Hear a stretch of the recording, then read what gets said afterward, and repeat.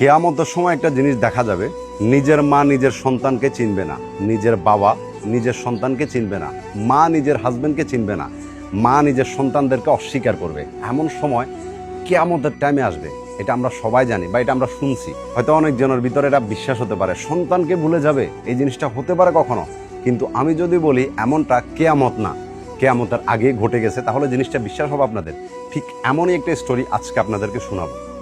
পারিবারিকভাবে তাদের বিয়ে হয়েছিল, আর মেয়েটার বয়স তখন খুবই কম ছিল, 13 বছর বয়স ছিল মাত্র।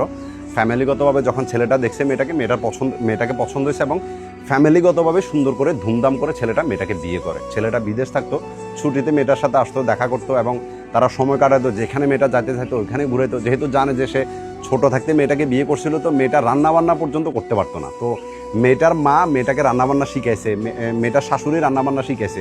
তো কতটা আদর্শ আগে তাদেরকে ওই মেয়েটাকে তাদের ফ্যামিলিতে রাখছিল। এভাবে তাদের সংসারে অনেক বছর কেটে গেছে, এবং তাদের ঘরে ফুটফুটে 3টা সন্তান হয়েছে। হ্যাপিলি একটা পরিবার ছিল। একদিন ছেলেটা বিদেশ থাকা অবস্থায় তার শ্বশুর তাকে কল করে বলতেছে যে তুমি যত তাড়াতাড়ি পারো বাংলাদেশে আসো, বিকজ আমার মেয়ের ভিতরে আমি কিছু খারাপ জিনিস দেখতেছি, যেটা আমি তোমাকে চাইলেও বলতে পারতেছি না। আমার মেয়ে হয়তো ফোনের মধ্যে কারোর সাথে রেগুলার কথা বলতেছে, এবং এই সেম কথাটা ছেলেটার বোন পর্যন্ত জানায়। তো ছেলেটা চিন্তা করলো যে হয়তো এমন কিছু হয়েছে, কিন্তু ছেলেটার ভিতরে এটা কখনো ফিলও হয় নাই। আর সে সাথে সাথে বাংলাদেশে আসলো। আসার পরে নিজের ওয়াইফকে জিজ্ঞেস করতেছে যে আসলে এগুলো শুনতেছি এটা কি। তখন ওয়াইফ উল্টো রেগে গেছে এবং বলতেছে যে তোমার মাথা খারাপ, আমি এই বয়সে এসে এগুলো করবো। যাক, ছেলে সব কিছু মেনে নিল, এবং অনেক সুন্দর মতো তারা ছিল। কিন্তু একদিন এমন হয়েছে যে ছেলেটা বাইরে থেকে চায়ের দোকান থেকে চা খেয়ে বাসায় আসছে। আসার পরে তার ওয়াইফ তাকে স্বাভাবিকভাবে ওইরকম চাহিদা মেটানোর জন্য ওয়াইফ তাকে ডাক দিছে, এবং সেও নিজেদের যে একটা সম্পর্ক সেটাকে শেষ করার পরে স্বাভাবিকভাবে ছেলেটা অনেক ক্লান্ত হয়ে পড়ে, হাজব্যান্ড অনেক ক্লান্ত হয়ে পড়ে। তো সে শুয়ে পড়ে। আর ওই টাইমে মেয়েটা নিজের ব্যাগ ট্যাগ সব কিছু গুছাই, ছেলেটা বিদেশ থেকে আনা প্রায় মানিব্যাগের ভিতরে 30,000 রিয়াল ছিল, যেটা সৌদি আরবি টাকা, এবং তার 1 লাখ টাকার একটা বান্ডিল ছিল, 5 ভরি গোল্ড ছিল। এই সব কিছু নিয়ে সেই মেয়েটা বোরকা পরে নিজেদের একটা ছোট বাচ্চা ছিল, সেটা কি করছে জানেন, একটা ছেলের কোলের মধ্যে দিয়ে, বাড়ির মধ্যে একটা ছেলের কোলের মধ্যে দিয়ে বলতেছে যে তুই 10 টাকা দিয়ে কিছু খাস, ওরা একটু সামনে থেকে ঘুরে নিয়ে আস। এটা বলে সে একলা টাকা পয়সা সব কিছু নিয়ে একটা বোরকা পরে বাড়ি থেকে বের হয়ে যাচ্ছিল। আর ওই টাইমে ছেলেটা একটা চাস্তো ভাই মেয়েটাকে দেখার পরে জিজ্ঞেস করে যে কিরে তুই কোথায় যাচ্ছিস এই টাইমে। তখন মেয়েটা বললো যে আমি ডাক্তারের কাছে যাইতেছি, আপনাদের ভাই ঘুমাইতেছে, ও ঘুম থেকে উঠলে বলে দিয়ে। ঠিক আছে, তো নর্মালি এটা নিয়ে আর কেউ কখনো টেনশনও করে নাই। দেন তাদের বাড়ি থেকে যদি আপনি শহরে যেতে হয়, মাঝখানে অনেক বড় একটা নদী ক্রস করতে হবে। মেয়েটা ওই নদী ক্রস করে চলে গেছে তার পরকীয় প্রেমিকের কাছে। এবার আসেন সে পরকীয় প্রেমিক এমন একটা ছেলে যার আগে একটা বিয়ে হয়েছে এবং 7 বছরের একটা সন্তান আছে, কিন্তু তাদের এই সম্পর্কটার জন্য ছেলেটা তার নিজের ওয়াইফকে ডিভোর্স দিয়ে দিছে। এই মেয়েটা ডিভোর্স দেওয়ার আগেই ছেলেটা তার ওয়াইফকে ডিভোর্স দিয়ে দিছে এবং তার সন্তানটাকে এতিম করে দিছে। এরপরে তারা দুজন একসাথে ভেগে গেছে। এখন যখন বিষয়টা ছেলেটা জানতে পারলো যে এমন কিছু মেয়েটা করে ফেলছে, সাথে সাথে সে তার শ্বশুরকে কল করলো। শ্বশুরকে কল করার পরে শ্বশুর শাশুড়ি সবাই মিলে সেই ছেলেটার অ্যাড্রেস বের করে ছেলেটার এলাকাতে হাজব্যান্ডের এলাকার যে সামাজিক যারা আছে না, সবাইকে নিয়ে ছেলেটার এলাকাতে গেছে, সে পরকীয় প্রেমিকের এলাকাতে গেছে। যাবার পরে পরকীয় প্রেমিকের এলাকার যে সামাজিক লোক আছে সবাই মিলে একটা বৈঠক করছে, যেখানে তার শ্বশুর মেয়েটার বাবা বলতেছে যে আমার 3টা নাতি আছে, ওরা এখন অনেক ছোট, ওদের মা যদি এখন এমন কিছু করে তাহলে ওদের জীবনটা শেষ হয়ে যাবে। আমি কোনো কিছু চাইতেছি না, আমি আমার নাতিনদের জন্য আমার মেয়েকে ফেরত চাইতেছি, যাতে আপনারা সবাই সহযোগিতা করে আমার মেয়েটাকে উদ্ধার করে দেন। দেন ছেলের সামাজিক যে লোকরা ছিল সবাই মিলে ওই ছেলেটার সাথে কন্ট্যাক্ট করছে, পরকীয় প্রেমিকের সাথে কন্ট্যাক্ট করছে। কন্ট্যাক্ট করার পরে পরকীয় প্রেমিক বলতেছে যে সে আসবে না, আর আমিও তাকে নিয়ে আসবো না।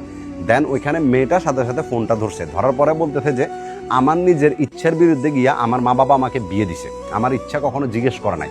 তো ওরা আমার মা বাবা হতে পারে না, আমি আমার মা বাবাও চাই না, আমার কোনো সন্তান নাই, আমার কোনো কিছুই নাই। ঠিক আছে, আমি এখন যেখানে আছি আমি এভাবেই থাকতে চাই, এবং আমি ওর সাথেই আগামী জীবনটা কাটাতে চাই।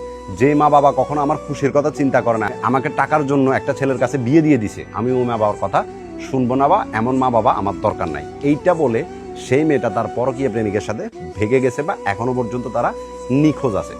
এখন স্বাভাবিকভাবে তারা থানার মধ্যে গিয়ে মামলা করছে, পরকীয় সে প্রেমিকের নামে, পরকীয় প্রেমিকের মায়ের নামে, পরকীয় প্রেমিকের ভাইয়ের নামে, সবার নামে মামলা করছে, এবং ওইটা ওয়ারেন্ট পর্যন্ত বেরিয়ে গেছে, কিন্তু এখনো পর্যন্ত তাদেরকে খুঁজে বের করতে পারেনি। এখন আপনি যদি ইসলামিক শরীয়ত বলেন বা রাষ্ট্রীয় আইন বলেন, তাদের বিয়েটা কখনোই কার্যকর হয় না। কেন জানেন? কারণ যে কোনো মেয়ের যদি ডিভোর্স হয়, তাহলে মিনিমাম 3 মাস পরে যে বিয়েটা রেজিস্ট্রেশন হবে, তাহলে ওইটা সরকারিভাবে বলেন বা ইসলামিকভাবে বলেন ওইটা বৈধতা পায়। কিন্তু তারা ওইরকম কোনো কিছু করে না। তারা যেদিন ভেঙে গেছে ওই দিনে গিয়ে তারা বিয়ে করছে, তো তাদের বিয়েটা এখনো অবৈধ বা তারা জেনার মধ্যে লিপ্ত আছে। তো যদি কেউ তাদেরকে দেখতে পান, অবশ্যই যোগাযোগ করবেন আপনার পাশের থানাতেই, কারণ তাদের নামে ওয়ারেন্ট এখনো বেরিয়ে আছে। সে পরকীয়া প্রেমিকের মাও ঘর থেকে এখন পলাও আছে, জানি না কোথায় আছে। এমন ছেলের জন্য আসলে কি এমন করতেছে? আর সে পরকীয়া প্রেমিক তার এলাকার মধ্যে যাদেরকে বলতেছে যে তার কোনো বিয়ে হয় না, তার কোনো সন্তান নাই, কোনো কিছু নাই, তারা সবাই মিথ্যা বলতেছে। আসলে মেয়েটার 3বার সিজার হয়েছে, যে 3টা বাচ্চা হয়েছে 3টা সিজার হয়েছে, এবং সে আর আগামীতে কখনো সে সন্তান জন্ম দিতে পারবে না। বিকজ তার যে সন্তান জন্ম দেওয়ার ক্ষমতা ওইটা ভ্যানিশ করে দেওয়া হয়েছে। বিকজ তার যে 3টা বাচ্চা হয়েছে 3টাই সিজার হয়েছে এই কারণে। কিন্তু এখন ওই মেয়েটা সবার কাছে বলতেছে যে আসলে তার কোনো সন্তানই নেই। বুঝতেছেন? মানে সে তার নিজের সন্তানদের অস্বীকার করতেছে। আজকে 3 মাসের মতো হয়ে গেছে, তাদের এখনো কোনো খোঁজ খবর পাওয়া যাচ্ছে না। তো দুনিয়ার মধ্যে আসলে কি চলতেছে আপনি কল্পনাও করতে পারবেন না।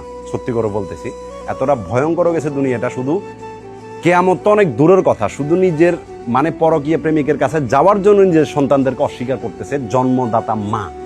আজকের গল্পে সে পরকীয়া প্রেমিক ছেলের নাম হলো রোমান আহমেদ এবং মেয়েটার নাম হলো সাইমা। আর ছেলেটার বাড়ি হলো কালিকা প্রসাদ ইউনিয়ন এবং থানা ভৈরব। মেয়েটার থানা ভৈরব, জেলাও ভৈরব। তো যদি কেউ সন্ধান পান অবশ্যই জানাবেন, বিকজ তাদের নামে ওয়ারেন্ট বের হয়েছে এবং তারা পালিত আছে। 3টা সন্তানের দিকে তাকায় হলো, এখনো তার হাজবেন্ডের অপেক্ষা আছে যে হয়তো তাকে মেনে নিবে। বুঝতেছেন? ওই সন্তানগুলো আসলে একটা অনেক ছোট, তো অনেক বেশি কান্নাকাটি করতেছে। অবশ্যই আপনারা ছবি দেখতে পাইতেছেন কেমন। তো ভিডিওটা বেশি বেশি করে শেয়ার করে দিবেন। ভালো থাকবেন।